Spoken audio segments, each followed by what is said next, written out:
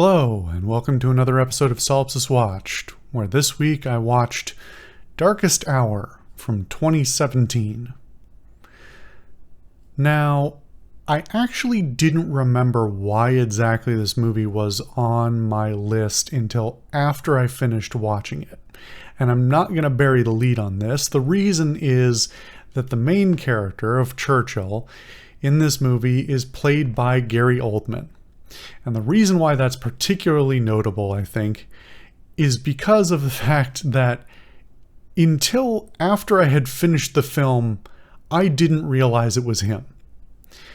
Now, I think I've talked about Gary Oldman on this show before. He, to my mind, is one of the greatest actors of our generation, of a generation certainly, and of all time in serious contention for best actors of all time. And that is because he is so able to entrench himself in a role and become a character in unbelievable ways in all sorts of roles that I have seen no other actor come close to. And he does it without doing some garbage behavior like method acting that some other actors do that I usually end up on those sorts of lists because method acting is really horrible and unnecessary, and the people who, my personal opinion is, the people who exercise it and who think that it's the greatest way to become an actor are mad. Anyway, getting away from that side point to say that this movie came back to my thought pattern because of watching our previous movie on this series, the name of which I now can suddenly not remember despite it only being a few weeks ago. But in that movie, there was a moment with Churchill, and I mentioned how Churchill is often a role that is he becomes a caricature of the person who was. And it got me thinking once again, I am not the biggest World War II history buff, but I do enjoy reading about it. And one of the things that I think is often very interesting, especially about World War II and especially about American and British productions about that era, is because there is a level of, let's say, rewriting that gets done for a lot of those things, especially for the US. Now, I believe this is actually a British production, but I could be wrong about that. But the same kind of thing stands, that often with talking about historical events, especially about worldwide historical events and wartime and all those sorts of things, that it's a very complicated topic for one, and trying to get all the nuance in is simply not possible, but also that there is a concerted rewriting of history that always happens, both in history books and in fictional accounts that come after. And so I know a bit about Churchill and his history long before World War II. He was an old man in World War II, and that is where most people know him from, at least if you get an American education. I don't know what the state of education in the UK is, or what they teach about various of their own eras. Obviously, every nation tends to teach their own history, especially selectively. But my impression has been that he is also one of those historical characters who is portrayed a little bit more bright and shiny than the reality of things. Churchill was I forget his exact title, but I think it's the First Lord of the Admiralty, and was for decades, all through World War I. I think all through World War I, and notoriously made some extremely poor decisions that went very poorly for the UK and its forces at various times. And so it is interesting with that context, which is actually brought up in this film in a limited way, to remember how he is often portrayed in a lot of movies, especially our movie from a few weeks ago, where he's once again sort of the, that caricature, not the caricature in the acting, but a caricature in the historical sense of not being the reality of the man. The reality of the man was he was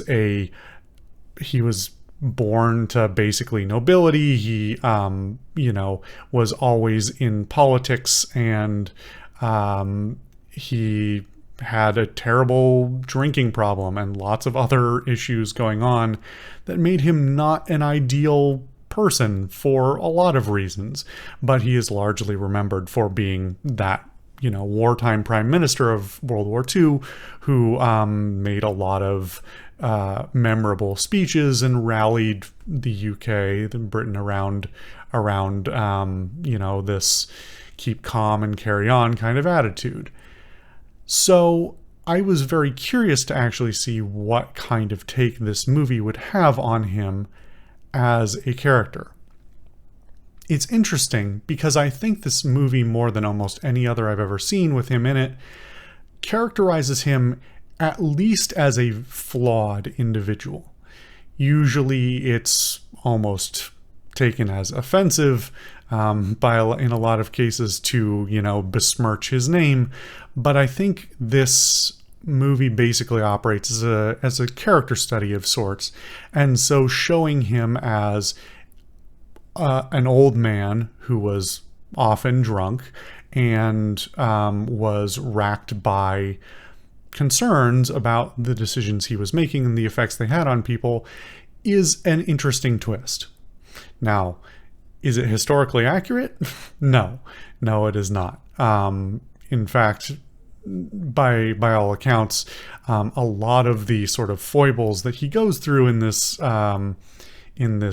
arc of his character evolution in this movie were not particularly accurate, in the sense that he was not as careful and considerate and second guessing as he is in this film. And that's saying something, because in this film he is often portrayed as a bit of a bully and a stubborn ass who doesn't want to listen to people. But the reality was, it was probably even more so than that. But at least the reality was he was more so that way than he is portrayed in this film. And his, concerns for the common people as portrayed in this film are also not very historically accurate. In fact, that is sort of why one of the reasons he got into so much hot water, sort of during the First World War and under the Admiralty, because he didn't think much of the common people a lot of the time, by all accounts. But I'm digressing a little too much, talking about the history here, but I think it's relevant. This movie itself is both very good, but also kind of weird and niche as a result of a couple of things, including that historical context. For those who are not already familiar in some respect with Churchill's role, both in World War II and prior to that, this movie's going to come off a little bit weird, or at least people are going to be missing some information, I think. And while the movie does directly nod to his role in some, prior mistakes, they refer to Gallipoli and some other things that went on. It does not, it's really just barely scratching the surface. And so the arc of the film is really just over a couple of weeks, from his first establishment as prime minister, replacing Neville Chamberlain, to his fight them on the beaches speech, one of the most famous speeches of all time. And that's kind of odd as an arc. I suppose that's a very minor spoiler, that's where the movie ends, but that is kind of what the thing that bothers me most about the film. And I'll talk about the things that bother me most before I get to the things that I think are very good. The movie comes to a conclusion sort of at this moment of triumphant settlement on a way forward. And in some ways that makes sense, because the arc of the film is sort of from him not being sure, he's not really having the sense he's even going to be prime minister. The way that prime minister works in the UK is very odd. So if you don't understand that either, that's also going to be weird, like why he's appointed. So going from being sort of a bureaucrat, and again in the Admiralty, to being prime minister, to having to fight with the War Council and the chamber. I forget what the name of it is off the top of my head. The Parliament, House of Lords specifically, I think. I don't totally know. And sort of all the things he goes through with that, and then finally settling on him being just that kind of ultimate stubborn guy and saying, no, we're not going to capitulate to the German invaders who threaten us and ask us for surrender and those sorts of things. And setting aside all of the historical problems there, what kind of bothers me is the ending of the film. The sort of the last two scenes, and I'm going to dodge doing too much spoilers here, but the final kind of couple of scenes where he goes from seemingly being very insular and unsure of himself, or at least unsure because everybody else around him is questioning his decisions and or even fighting against him, to being having a specific interaction where he goes out in public. I won't say more than that, which is a very silly Hollywood feeling scene that does not reflect historical reality, and also just feels out of tone with the rest of the film. And then the conclusion just being him giving the speech about we will fight them on the beaches. That's it's a weird arc, because it doesn't, for a character study, you usually expect a character to have more of an emotional evolution. And really all he does is loop back around to where he sort of was at the beginning, which is to say, no, we're not capitulating and I don't want to hear it. Shut up. And so it's this sort of populist shine is put on it to be like, oh, he heard the common people. But that's not really how it worked. And it doesn't make him particularly compelling as a character. In fact, it kind of undoes all the interest that happened prior. The most interesting things, more often than not, in a character study are to see the struggles, not to see the conclusion. I mean, the conclusion is good, but the struggles themselves are the most compelling thing, because it puts your character under the most strain, the situations where they're closest to breaking, where they really have to rally what's in themselves to make a decision, to make something happen. And that isn't kind of what happens here. He just sort of gets reassured, and then he makes his this proclamation, and then the movie ends. And that's fine, but it's a very Hollywood ending to what prior to that is a fairly somber and sort of dramatic movie, where everyone around him has problems with him for various reasons. And some of them are just, the foibles of politics, and some of them are, legitimate complaints about he's an old man who's had a lot of history and has a lot of enemies, or people who just don't particularly like him, or don't think he should have that position, or don't like his particular decision here, or whatever. But that's not those are the sort of compelling things, even if they're not particularly historically accurate in a lot of cases.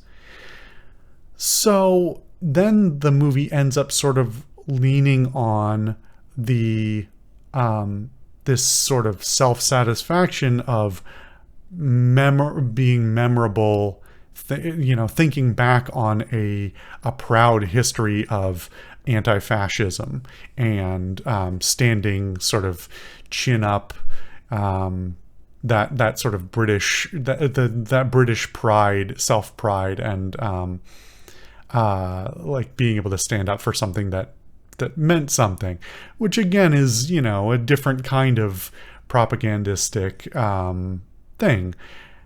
And that's kind of funny, especially because that is in a meta sense a propaganda about a history that is not entirely accurate.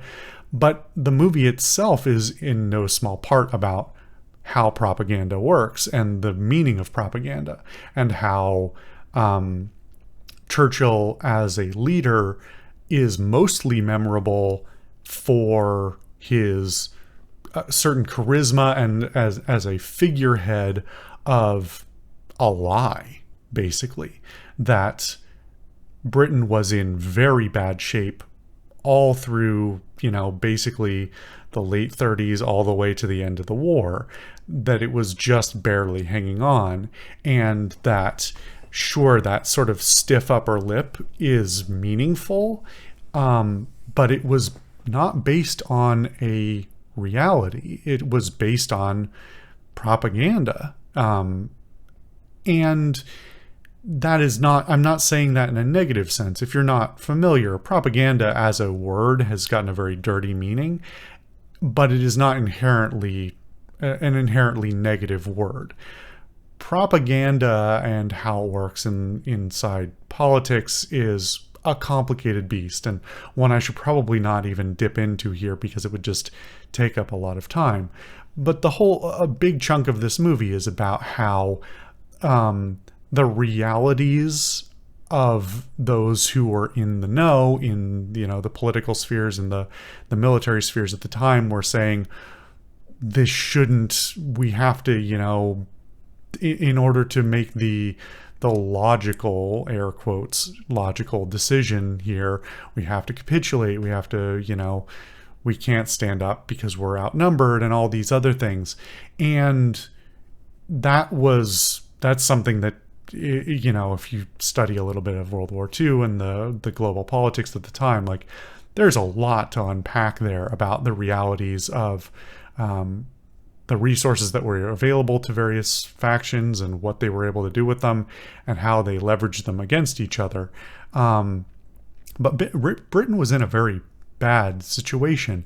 And so a big reason why it came through the way it did was because of very effective propaganda campaigns and this sort of cultural perpetuation of this idea of, a strong Britain, even when it was sometimes very literally falling apart at the seams. And so, it's an interesting narrative to be unpacking really at any time, but it's an interesting one in the sense of being a multi-layered sort of propaganda thing, as many war adjacent movies are, but also in the propaganda that's directly in the text itself. It's hard to unpack exactly who this movie is for as a result, because I think it requires a certain historical awareness to appreciate even the textual commentary about the propaganda and about the unreality of the situation that's being addressed, but even more so to think about how the movie acts as a piece of media and a piece of propaganda in its own, and what that means for our culture in general. But as far as an actual cinematic production itself, it's very, very good. Like I already said, Gary Oldman is extraordinary and literally couldn't tell it was him. In part, that's because of some very, very good acting on his part, but also it's in no small part due to some extremely good makeup and costuming. Some of the best I've seen. And while he doesn't look exactly like the historical Churchill, just like the voice that is often done, I think it's better not to be exactly like the real thing. So to have to have such a good actor and good costuming and makeup and prosthetics and all these things really goes towards you being immersed in the story rather than thinking quite so much about this myth of Churchill, the idea of the man as he is seen in pop culture, in modern pop culture, and allows you to get a little bit away from that so you can appreciate the reality of his foibles, of his problems, or at least a different fiction about his foibles and problems. So many of the other production elements are obviously very good as a result as well. The rest of the cast is very good. The rest of the makeup and sets and costumes are all very, very good. The production, I do have some problems with the gray and brown. It is very gray and brown, and actually it's kind of weirder because it's not consistently gray and brown. There are some scenes, especially in wide shots, and I don't know if this is a matter of the cameras they were using for different types of shots or it was a deliberate choice or not, but wide shots tend to be a bit more colorful, whereas close-ups tend to be more black and white. And in some ways, I almost wish this whole movie had been filmed in black and white. I was thinking about it as I was watching, because it is very, very desaturated and it makes it kind of ugly as a result. But if they had instead made the deliberate artistic choice to show it in full black and white, I think that would have felt more satisfying to me because it would seem more like a deliberate choice. And doubly so because of the fact that this movie's cinematography is quite good.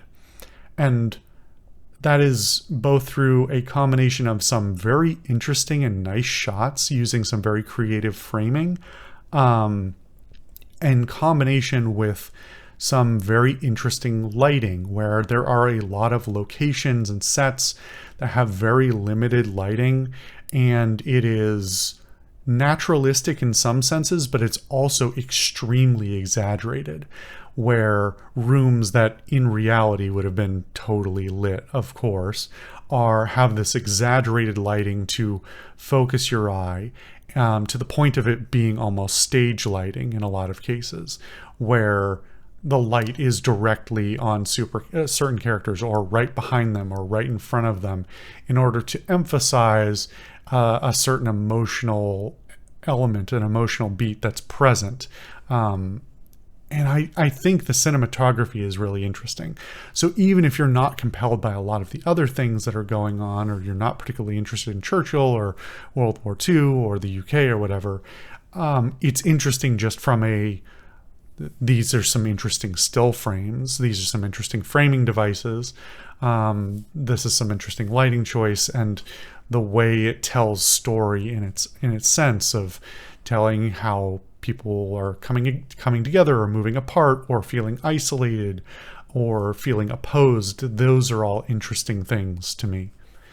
But I still kind of wish they had either made it less gray and brown or gone full black and white, because I think it would have been a more striking picture had they gone with the latter, really even more emphasizing those creative lighting liberties that were made. As far as I sort of already talked about how the plot is mostly pretty good, sort of kind of until the end where it gets Hollywoodized kind of heavily in a way that I don't particularly like. And the and how that tonal shift feels odd. Um, the writing itself, I think, is very good, and while some of it is, again, leans into that unreality that, especially with my historical knowledge, feels kind of weird, where it's like, that's not how Churchill would have talked to that person or this type of person or that sort of thing. I can sort of sweep that away. Again, it kind of falls into that Hollywoodization of historical fiction. So the actual writing, the actual dialogue between characters is generally very compelling, and especially especially gives Gary Oldman a chance to flex his performance chops in these dynamics that he has as Churchill, going through a series of different very strong emotions that are portrayed very differently. As far as whether I think it's... Yeah, I don't know. I think this is a really good film, but I have these hesitations with it. I think the arc is kind of weird. I think the historical fiction of it is kind of odd. And as a super compelling narrative, it has some kind of great flaws in it. But I also just think, I think it doesn't come together that well, but at some points. But it's still a very well-made movie with some very good acting in it. And on that alone, it kind of gets a pass on so many other things, at least to me. Do I think it's like a fantastic all-time film? No. But if for nothing else, watching Gary Oldman's performance is probably worth it. And if you're the cinematic appreciator type, then that framing and lighting and cinematography choices, or even choreography sometimes, is worth seeing as well. And it really, is a good movie just on those two things alone, everything else aside. Anyway, I think that mostly covers the beats. Yeah. It's historical fiction, or historical fiction, and history and eras of strife have been on the mind a little bit recently, and may continue to be. We'll see what comes next in my watch list, but yeah, kind of temporally appropriate. Anyway, before I say too much else, thank you guys for watching another episode of Solipsist Watched, and I'll see you guys next time.